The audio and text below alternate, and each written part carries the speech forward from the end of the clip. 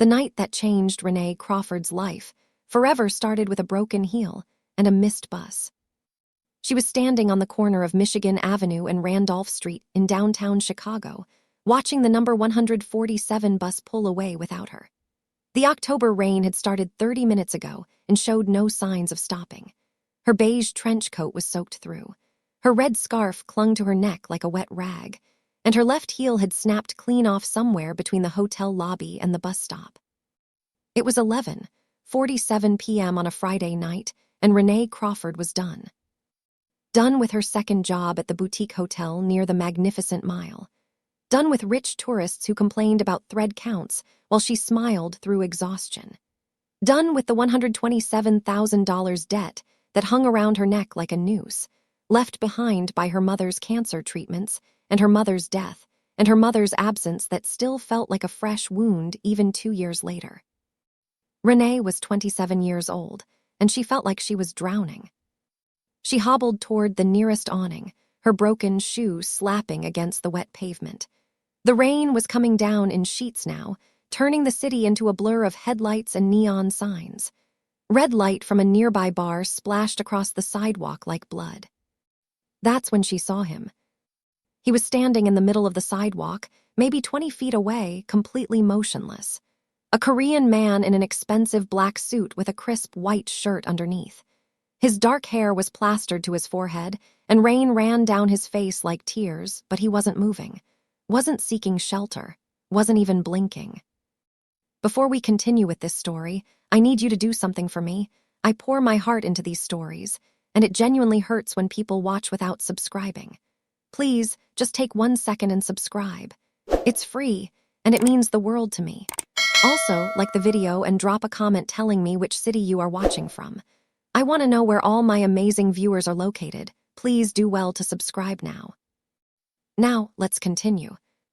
He was just standing there, staring at nothing, like a man who had forgotten how to exist. Renee's first instinct was to keep walking. Her mother had raised her with clear rules about strange men on dark streets after midnight. Rule number 1 was simple: mind your business and get home safe. But something about this man made her pause. Maybe it was the way his shoulders slumped, like the weight of the world had finally become too heavy to bear. Maybe it was the emptiness in his eyes, visible even from 20 feet away.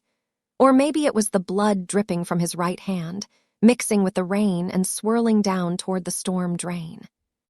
He was bleeding, standing in the rain, making no effort to help himself. Renee had seen that look before. In the mirror, the night her mother died. The look of someone who had stopped caring whether they lived or died.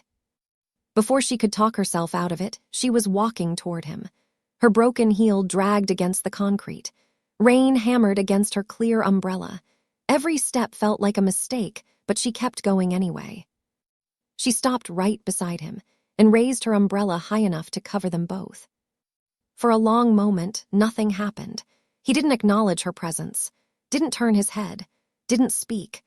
The rain drummed against the umbrella like impatient fingers, and Renee wondered if she had made a terrible mistake. Then he moved. His head turned slowly and his eyes found hers. They were dark brown, almost black and completely empty. But as he looked at her, really looked at her, something flickered in their depths. Confusion, maybe, or wonder, like he was seeing something impossible. His hand reached toward the umbrella handle. Their fingers almost touched. Renee felt electricity run up her arm. "You're bleeding," she said. Her voice came out steadier than she expected. He looked down at his hand like he had forgotten it was attached to his body. Blood was oozing from a gash across his palm, deep enough that it probably needed stitches. "I know," he said. His voice was low and rough with the faintest trace of an accent. "There's a pharmacy 2 blocks down. They can bandage that for you." "I know that too." "Then why are you just standing here?" He didn't answer. He just kept staring at her with those empty eyes, like she was speaking a language he had forgotten how to understand. Like kindness was a foreign concept that no longer computed. Renee should have walked away. Every survival instinct she possessed was screaming at her to leave this strange, bleeding man alone and get herself home. But she couldn't move. Something was holding her there, some force she couldn't name or explain. "What's your name?" he asked finally. The question surprised her. "Why does it matter?" "Because I'm going to remember it for the rest of my life." Coming from anyone else, that line would have sounded ridiculous, like a bad pickup attempt from a drunk guy at a bar. But this man wasn't drunk. He wasn't trying to impress her. He said it like a statement of fact, like he was simply describing the weather or the time of day. "Renee," she said, against her better judgment. "My name is Renee." He repeated it softly, like he was testing how it felt in his mouth. "Renee!" Then he did something that made her heart skip a beat. He took her hand from the umbrella handle, gently, deliberately, like she was made of glass, and held it. His skin was cold from the rain, but his grip was warm. Strong, like he was holding onto a lifeline. "Thank you, Renee," he said, "for stopping. I just shared my umbrella. It's not a big deal." "It is to me." She wanted to ask what he meant. She wanted to ask why he was bleeding, why he was standing in the rain, why he looked like a man who had given up on everything. But before she could form the words, movement caught her eye. 3 black SUVs were parked across the street.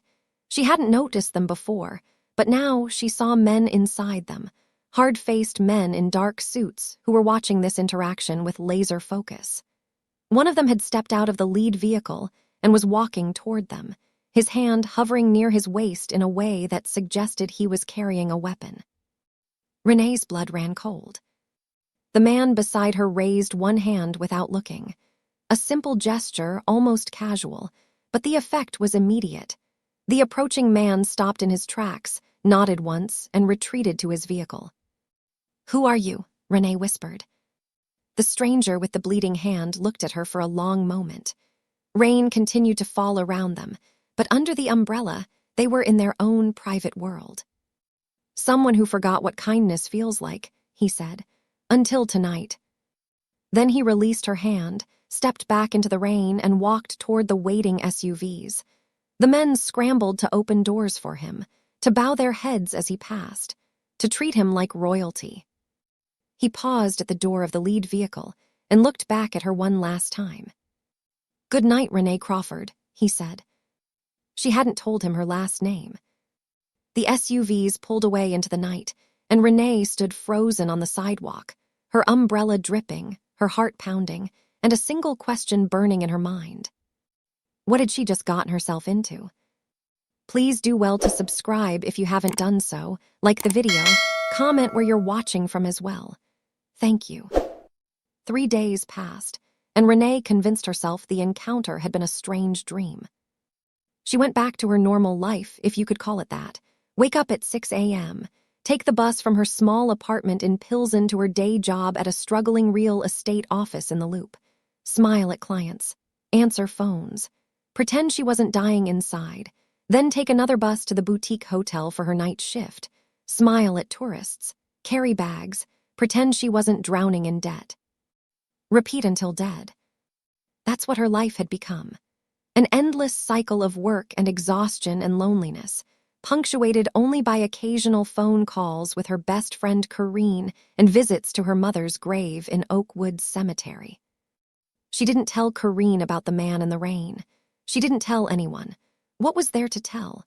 She had shared her umbrella with a stranger, he had acted weird, and then he had driven away in a convoy of SUVs like some kind of crime boss. Actually, when she put it that way, it sounded exactly like something she should tell someone. But she didn't, because part of her wanted to keep the memory private. Part of her kept replaying the way he had looked at her, the way he had said her name, the way his hand had felt in hers. Cold skin, warm grip, like a man who hadn't touched another person in years. On the 4th day, everything changed. Renee was grabbing coffee at a cafe near her office, standing in line with her earbuds in, trying to pretend she wasn't exhausted, when a man in a black suit appeared beside her. "Run Crawford?" he asked. She pulled out one earbud. "Who's asking?" He didn't answer. He just handed her a thick envelope and walked away before she could respond. Runna stood there, coffee forgotten, staring at the envelope in her hands. It was heavy, too heavy for paper alone. She found a quiet corner of the kafah and opened it. Her hands started shaking. Inside was money, stacks and stacks of $100 bills bound together with paper bands. She counted quickly, her heart hammering in her chest. 10,000, 20,000, 50,000. There was $50,000 in cash inside the envelope, and a handwritten note in elegant script. For your kindness, there's more if you let me see you again. S. Runna's first instinct was to run, to drop the envelope and flee the kafah and pretend this wasn't happening. This was drug money, blood money, the kind of money that got people killed. But she couldn't move. She kept staring at the note, at the elegant handwriting, at that simple letter S. The stranger in the rain, the man with the bleeding hand, he had found her. How? She had only given him her first name. How had he tracked her down? How did he know where she got her morning coffee? Her hands were still shaking when she found a second note at the bottom of the envelope. I know about your mother's debt. I can make it disappear, all of it. Meet me tomorrow, 7 p.m. at the address below. Come alone. The address was for a restaurant in Chinatown that Runna had passed 100 times but never entered. She had always assumed it was closed. The windows were dark. No one ever went in or out. But apparently it wasn't closed. It was private. And someone with very deep pockets wanted to meet her there. Runna spent the next 24 hours in a fog. She couldn't eat, couldn't sleep, couldn't focus on anything except the envelope hidden under her mattress and the impossible choice in front of her. She should go to the police. She knew that. Whatever this was, whatever the man with the bleeding hand was involved in, it was clearly illegal. Normal businessmen didn't hand out $50,000 in cash. Normal businessmen didn't have convoys of armed guards. But the police couldn't erase $127,000 in debt. And Runna was so tired of drowning. She called Karan that night, hopping for advice without having to explain the full situation. Hey girl, what's up? Karan answered. I need you to tell me something crazy is a bad idea. Depends on the crazy. Are we talking bad haircut crazy or federal prison crazy? Somewhere in between. Karan was quiet for a moment. Runna, what's going on? You sound weird. Nothing, I met someone. Like a guy. Yeah. About time. You've been living like a nun since your mom passed. What's he like? Runna thought about the man in the rain, his empty eyes, his cold hand, the way his men had bowed to him like servants. Complicated, she said finally. He's complicated. Complicated is fine. Complicated is interesting. Just don't let complicated turn into dangerous, okay? Too late, Runna thought. Way too late. The next evening, Runna stood outside the restaurant in Chinatown, her heart pounding so hard she could feel it in her throat. She was wearing her best dress, a simple black number she had bought for her mother's funeral, and she felt ridiculous, like she was playing dress-up for a meeting with the devil. She had left the $50,000 at home. She wasn't keeping it.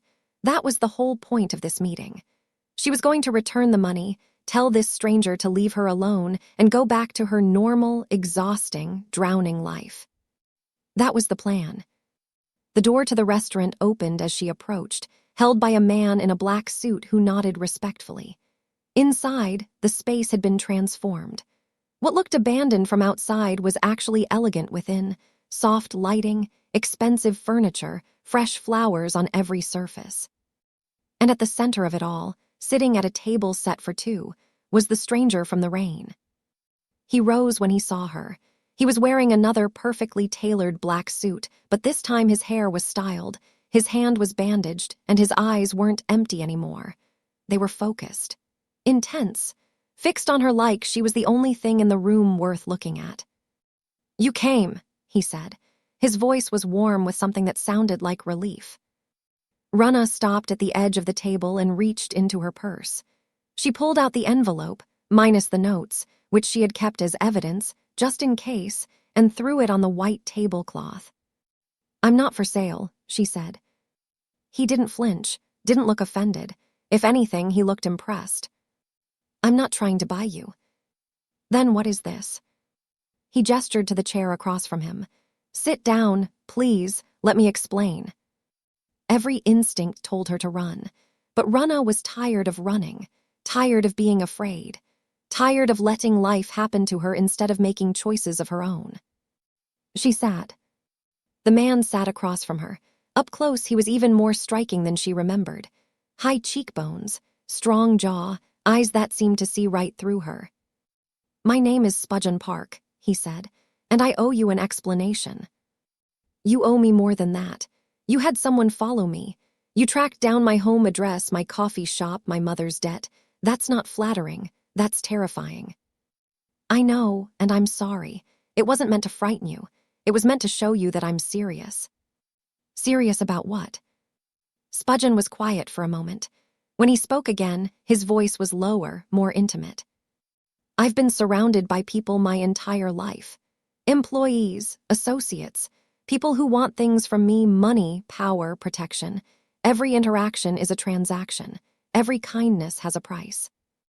He looked at her with those intense eyes. "But you didn't want anything. You saw a stranger bleeding in the rain and you stopped. You shared your umbrella. You asked if I was okay. And you expected nothing in return. That's just being a decent person." "Not in my world." Rana felt a chill run down her spine. "What exactly is your world?" Spudgeon hesitated. She could see him calculating, deciding how much to reveal. "I run a business," he said finally. "A large one, with complicated operations and difficult partners. There are people who would do anything to hurt me, and they would use anyone close to me to do it." "That sounds like more than just a business." "It is." "Are you going to tell me what it really is?" Another pause. "Not yet. I don't want to scare you away." "Too late." Spudgeon smiled slightly. It was the first time she had seen him smile, and it transformed his face, made him look younger, almost human. "Fair enough," he said. "Then let me make you a different offer, one with no strings attached." "I'm listening." "Your mother's dulk, 127 zara, accumulated over 3 years of cancer treatment at Northwestern Memorial Hospital. The collectors call you twice a week. You've been paying the minimum for 2 years and barely made a dent." Rana's stomach clenched. "How do you know all that?" "I told you. I'm serious. I had my people research everything about you." "That's not comforting." "I know, but here's my offer. I pay off the debt. Tonight, all of it. And in return, you give me something I can't buy." "What?" "Dinner, once a week. Conversation. Someone who looks at me like I'm a human being instead of a weapon or a wallet." Rana stared at him. "You want to pay off $127,000 for dinner conversation." "I want to pay off $127,000 for normalcy. For 1 hour a week where I'm not Spudgeon Park, CEO. Where I'm just a man sharing a meal with a woman who doesn't owe me anything." It was insane. The whole thing was insane. Rich men didn't pay off massive debts for dinner dates. There had to be a catch. There was always a catch. But looking at Spudgeon's face, Rana saw something she recognized. The same loneliness she saw in her own mirror every night. The same desperate hunger for connection. Against every rational thought in her head, she heard herself say, "3 dinners. I'll give you 3 dinners, then I'm out." Spudgeon's eyes lit up. 3 dinners. "And I'm keeping the 50,000 as a security deposit, in case you turn out to be a psycho." "Fair enough." "And you stop having people follow me." A pause. "I'll consider that." "Not good enough." "I have enemies, Rana. People who would hurt you just to hurt me. The surveillance isn't about control. It's about protection." "Protection from what?" Spudgeon's jaw tightened. "From a world you're not ready to know about yet." They stared at each other across the table.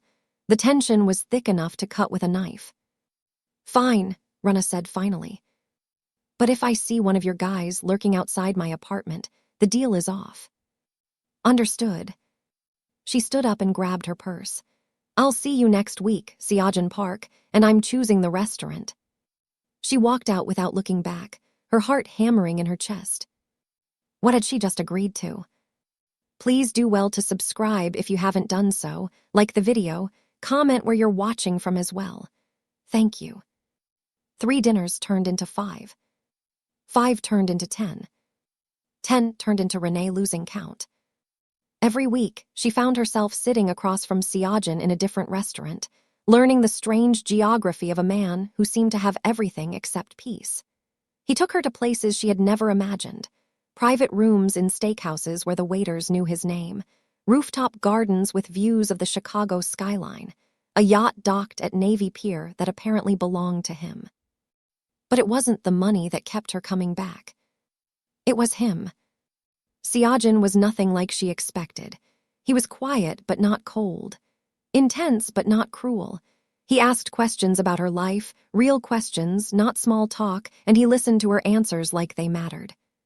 She told him about her mother, about growing up in Inglewood on the South Side, about the scholarship to Northwestern that had felt like a miracle and the cancer diagnosis that had shattered everything, about dropping out to care for her mother, watching her fade away, burying her in a cemetery she still visited every Sunday. Siajin listened to all of it without judgment, without pity, just listening. And slowly, he started sharing pieces of himself too. He told her about Korea, about his father, a powerful businessman who had raised his sons like soldiers, about his older brother, Minyu, who had been groomed to inherit everything until Siajin proved himself more capable. My father believed in competition, Siajin said one night, swirling wine in his glass. He thought it made us stronger. He didn't understand that it was tearing us apart. What happened to your brother? Siajin's face darkened. He made choices, bad ones, and he paid for them. Is he still alive? A long pause. Yes, unfortunately. Renee didn't push. She could tell there was more to the story, but Siajin wasn't ready to share it. And honestly, she wasn't sure she was ready to hear it. Because by the 10th dinner, Renee had to admit something to herself. She was falling for him. It was stupid, dangerous, completely irrational. She didn't even know what he really did. She didn't know why he had armed guards or why he had been bleeding in the rain or why his eyes sometimes went cold in a way that made her blood freeze. But when he looked at her, really looked at her, with those intense dark eyes, she felt seen. For the first time since her mother died, she felt like someone actually cared whether she was okay. She tried to fight it. She reminded herself of all the red flags. She had long conversations with Korean about the insanity of dating a man she barely knew. He paid off your mom's debt, Korean had asked, eyes wide. All of it in one night. Girl, who is this man? I don't know, that's the problem. And you're still seeing him. It's just dinner. Korean gave her a look that said she wasn't buying it. Renee, baby, I love you, but you need to be careful. Men with that kind of money don't just hand it out. There's always a price. He hasn't asked for anything. Yet. But weeks passed, and Siajin still didn't ask for anything. He didn't pressure her for physical intimacy, didn't try to control her schedule, didn't even push her to spend more time with him than she wanted to. He just waited, like a man who had learned that the things worth having couldn't be rushed. It was on the 12th dinner that everything changed. They were at a jazz club in Hyde Park, one of those intimate venues where the music wrapped around you like a blanket. Siajin had been quiet all night, preoccupied with something he wouldn't share. After the show, as they walked along the sidewalk, Renee's phone buzzed. A text from an unknown number. Ask him who he really is. Her blood ran cold. What's wrong? Siajin asked immediately. She showed him the text. His face went pale. We need to leave, now. Before she could respond, a black SUV pulled up to the curb. Juno, Siajin's second-in-command, was driving. Siajin practically pushed Renee into the back seat before climbing in after her. What's happening? She demanded. Siajin didn't answer. He was on his phone, barking orders in Korean. Siajin, talk to me. He hung up and looked at her. In the dim light of the SUV, his face looked haunted. Someone knows about you, about us. Someone who? He was quiet for a long moment. When he spoke, his voice was heavy with a truth he could no longer hide. I run the most powerful Korean syndicate in the Midwest. We control territory from Chicago to Indianapolis. Drugs, gambling, protection. My name keeps businesses safe and my enemies afraid. Renee felt the world tilt beneath her. I'm not just a businessman, Renee. I'm a crime boss. And the man who sent you that text, my brother Minyu, just got released from prison. He's coming for everything I have. She stared at him. Her mind was racing, trying to process what she was hearing. And now, Seojin continued, his voice cracking slightly, he knows I have something I care about, something he can use against me. Me, Renee whispered. Seojin nodded. You. The SUV raced through the Chicago streets, and Renee felt her entire world collapse around her. Seojin took Renee to a hotel, not just any hotel, but the Peninsula Chicago, one of the most expensive in the city. He got her a suite on the top floor, installed 4 armed guards in the hallway, and then sat across from her in the living room while she processed everything he had told her. You lied to me, she said. Her voice was flat, empty. I protected you. From what? The truth. That's not protection, that's control. Seojin flinched like she had slapped him. I know, and I'm sorry. But if I had told you the truth from the beginning, you would have run, and I couldn't. He trailed off. Couldn't what? I couldn't lose you. His voice was barely a whisper. Not before I even had you. Renee stood up and walked to the window. The Chicago skyline stretched out before her, glittering with 1,000 lights. Somewhere out there, a man she had never met was plotting to use her as a weapon against the man she was falling in love with. Tell me about your brother, she said. Seojin was quiet for a long moment. When he finally spoke, his voice was heavy with old pain. Minyu is 2 years older than me. When we were children, we were close. Best friends, even, but my father. He believed in pitting us against each other. He thought competition made us stronger. What happened? I won, not because I wanted to, because I had to survive. By the time I was 25, I was running most of the organization. Minyu was marginalized, humiliated. And Seojin pulled down the collar of his shirt, revealing a thick scar that ran from his collarbone to the center of his chest. 4 years ago, he tried to kill me, broke into my home at night with a knife. He wanted to cut out my heart. Renee felt sick. Your own brother. I survived, barely, and when our father found out, he disowned Minyu completely, testified against him in court, had him sent to prison in Korea. But he's out now. He's out now, Seojin's jaw clenched. And he's been building alliances with every enemy I have, rival organizations, disloyal lieutenants, anyone who wants to see me fall. What does he want? Everything, the organization, the territory, my life. Seojin looked at her with haunted eyes. And now you. Renee turned away from the window. Her mind was spinning, trying to process the nightmare she had stumbled into. I should leave, she said. Walk away from all of this, go back to my normal life. You could, Seojin agreed. I would understand, I would let you go. Would you? A long pause. No, I would try, but I don't think I could. Renee laughed bitterly. That's not comforting. I know. They stood there in silence, the weight of impossible choices pressing down on both of them. Finally, Renee spoke. I'm not running. Seojin's head snapped up. What? You heard me. I'm not running. I'm not going to let some psychopath I've never met dictate my life.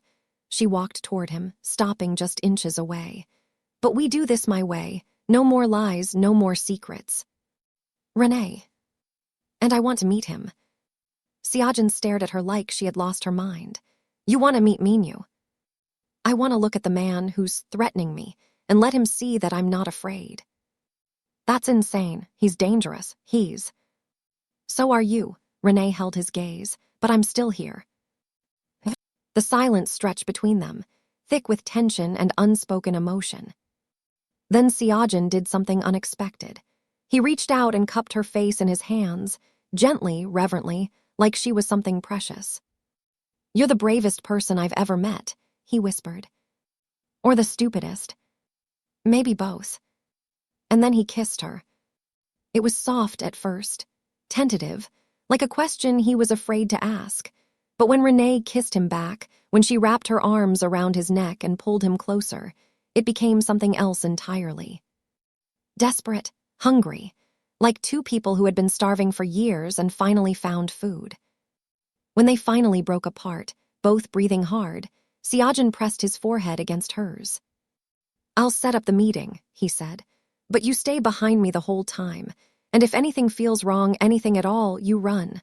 Promise me." "I promise." But even as she said the words, Renee knew she wasn't going to run. She was done running. Please do well to subscribe if you haven't done so, like the video, comment where you're watching from as well. Thank you. The meeting took place 3 days later at a neutral restaurant in Wicker Park. Neutral was a relative term, of course. Siajan brought 20 armed men. Minyu brought 10. They lined the walls like statues, hands hovering near their weapons, ready to turn the dining room into a war zone at the slightest provocation. Renee wore red, not because Siajan asked her to, but because she wanted Minyu to see her clearly, wanted him to understand that she wasn't some trembling victim. She was a woman from Inglewood who had buried her mother and survived. She had faced worse than a bitter rich boy with daddy issues. At least, that's what she told herself. Minyu arrived late. A power play, Siajan muttered, and when he finally walked through the door, Renee understood why Siajan had been so afraid. He looked almost exactly like his brother. Same height, same build, same handsome face. But where Siajan's eyes held pain and loneliness, Minyu's held nothing. They were empty in a way that went beyond sadness, sociopathic, like a shark examining potential prey. "So you're the woman who tamed my brother," Minyu said, sliding into the seat across from her. "I didn't tame anyone. I just shared my umbrella." Minyu laughed. It was not a pleasant sound.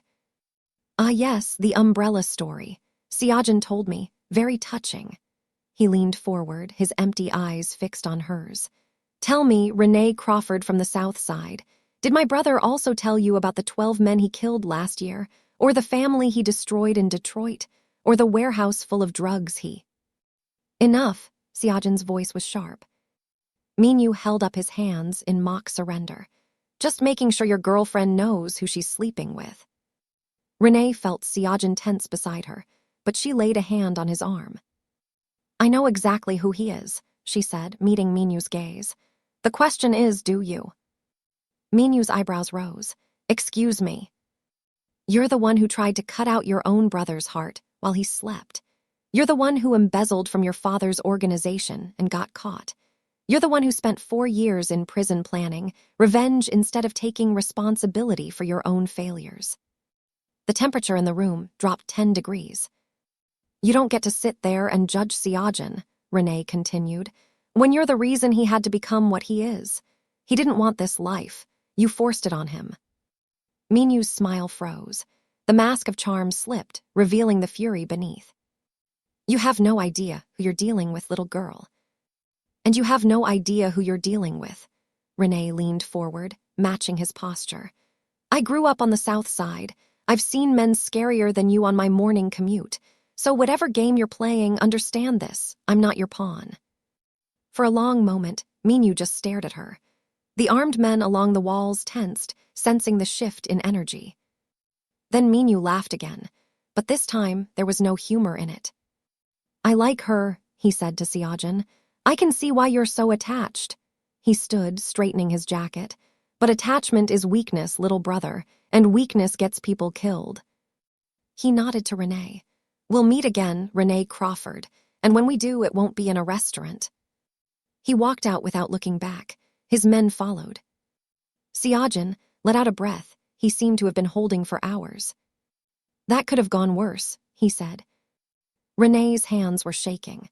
The adrenaline that had carried her through the confrontation was fatting, leaving her weak and terrified. "Did I make things worse?" Siajan looked at her with something like awe. "No, you just showed him something he's never seen before." "What?" Someone who's not afraid of him. He took her hand. You were incredible. But as they left the restaurant, Renee couldn't shake the chill that had settled in her bones. Minyu had whispered something to her as he passed, 4 words that Seojin hadn't heard. He'll choose the organization. She told herself it was just psychological warfare, just a bitter man trying to plant seeds of doubt. But deep down, in a place she didn't want to examine, she was terrified that Minyu might be right. 2 weeks passed without incident. Renee moved into Seojin's penthouse in the Gold Coast, not because he insisted, but because she refused to let fear drive her decisions. If Minyu was coming for her, he would find her standing beside the man she loved, not hiding in her apartment in Pilsen. And she did love him. She had admitted it to herself somewhere between their first kiss and the night she woke up screaming from a nightmare about Minyu and found Seojin holding her, whispering that everything was going to be okay. She loved a crime boss, a man with blood on his hands and enemies at every corner. Her mother would have been horrified. But her mother was gone, and Renee was tired of living her life according to other people's expectations. The 2 weeks felt almost normal, almost peaceful. Seojin went to work during the day, meetings, phone calls, the mundane operations of running an empire, and came home to her at night. They cooked together, watched movies, argued about whether Chicago deep dish was real pizza, did all the ordinary things that ordinary couples did.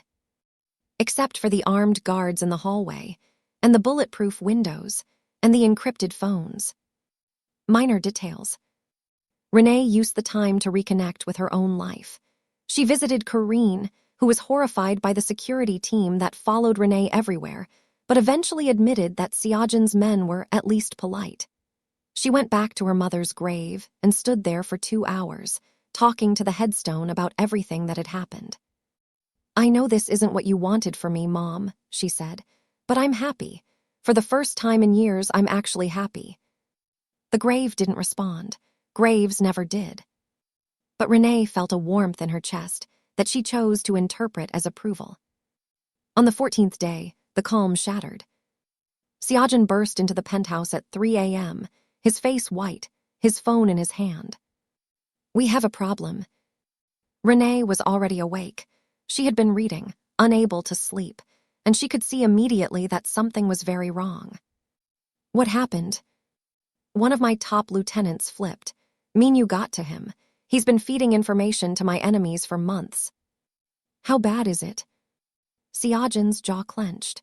"Half the organization is compromised. Minyu has turned at least 30% of my men against me, and they're making their move tonight."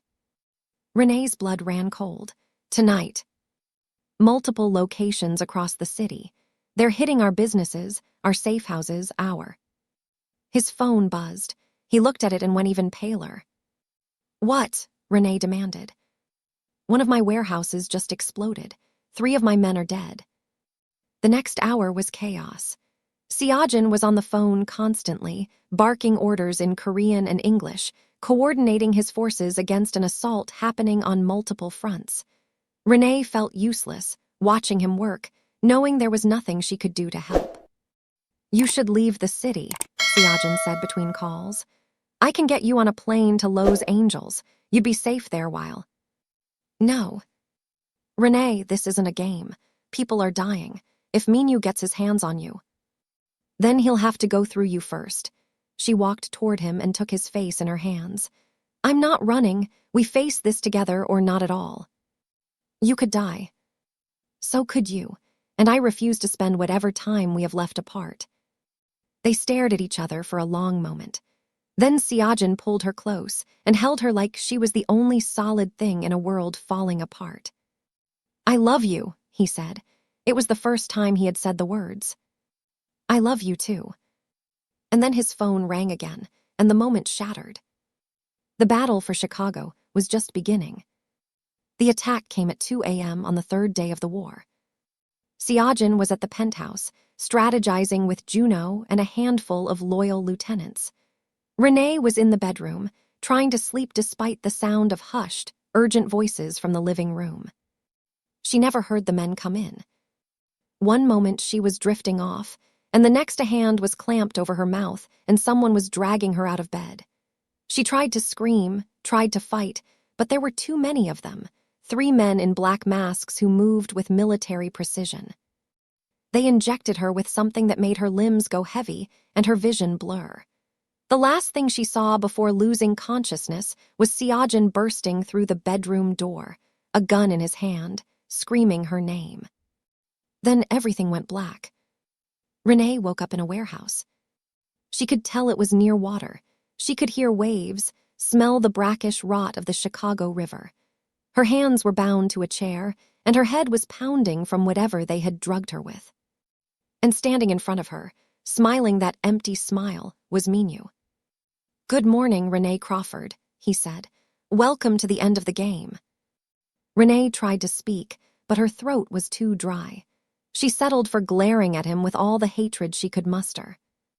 "Don't look at me like that," Minyu chided. "I'm not going to hurt you, not yet anyway. You're bait, not a target." "Siajin will come for me," she rasped. "Oh, I'm counting on it." Minyu's smile widened. "That's the whole point. He's been impossible to pin down, you see, too careful, too cautious. But he has a weakness now, a big, obvious weakness that he can't resist protecting." He leaned close, his breath hot on her face. "You." Renee spat at him. It was childish and ineffective, but satisfying nonetheless. Minyu wiped his cheek with an expression of mild annoyance. "Spirited, I can see why he likes you," he straightened. "But spirit won't save you. When Siajin arrives, and he will arrive because he's predictable in his devotion, I'm going to make him watch while I take everything he cares about. His organization, his territory, his future." He paused. "And then I'm going to make him watch while I take you." Renee felt cold terror grip her heart, but she refused to let it show. "He'll kill you," she said. "He'll tear you apart." "Maybe, but I doubt it, because Siajin has always been soft. He feels things, cares about things, and that's why he'll always lose to me." Minyu walked toward the door. "Get some rest, Renee. The show starts soon." He left, and Renee was alone with her fear. But she wasn't helpless. Her mother hadn't raised a victim. Her mother had raised a fighter. As soon as the door closed, Renee started working at the ropes, binding her wrists. Siajin brought 30 men to the warehouse. It wasn't enough. Minyu had 50, maybe more, but Siajin didn't care about the numbers. He didn't care about strategy or tactics or the smart play. All he cared about was Renee. The assault began at midnight. Gunfire erupted across the industrial district near the Chicago River, the sound of battle echoing off concrete walls and metal shipping containers.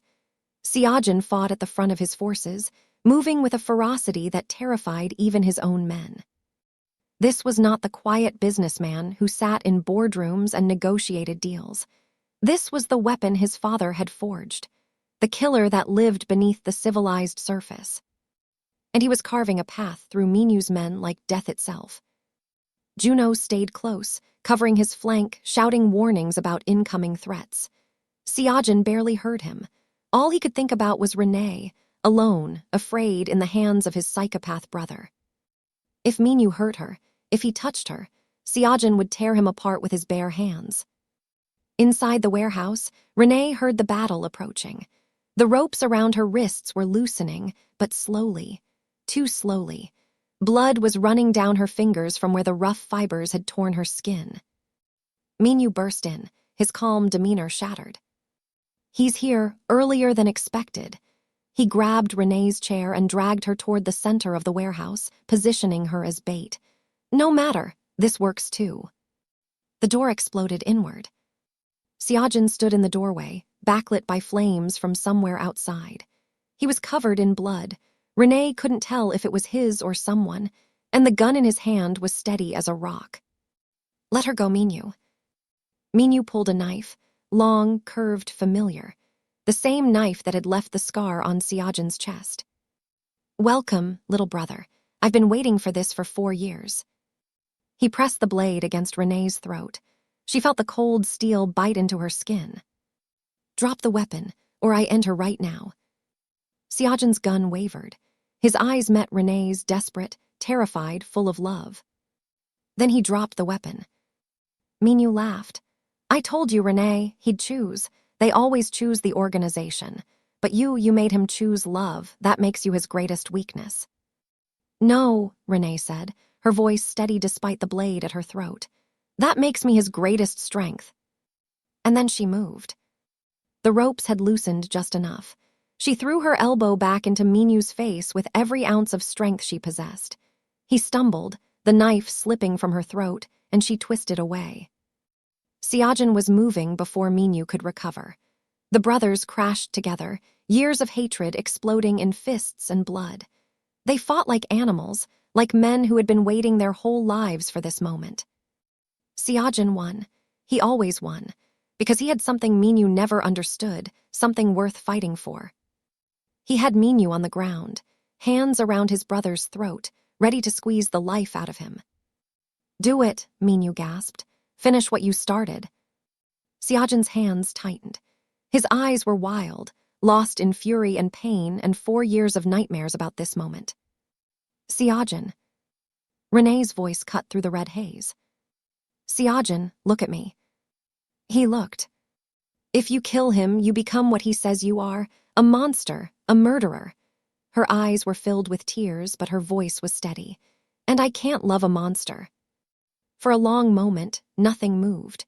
The sounds of battle continued outside, but inside the warehouse, everything was frozen. Then Seojin released his grip. Minyu gasped, sucking in air, staring up at his brother with something like disbelief. Federal agents are on their way, Seojin said, his voice hollow. I've been cooperating with them for months, building a case against you, gathering evidence. Minyu's eyes widened. You'll spend the rest of your life in a cell, and every day you'll know that I could have killed you, that I had every right to kill you, and I chose not to. He stood up and walked away from his brother without looking back. That's my revenge. Please do well to subscribe if you haven't done so, like the video, comment where you're watching from as well. Thank you. 6 months later, Chicago, spring. Renee stood outside Northwestern University, holding an acceptance letter in her hands. Full scholarship, pre-med program, a second chance at the future she had given up. Her mother's debt was gone. Her nightmares were fading, and the man walking toward her across the campus lawn was the reason for all of it.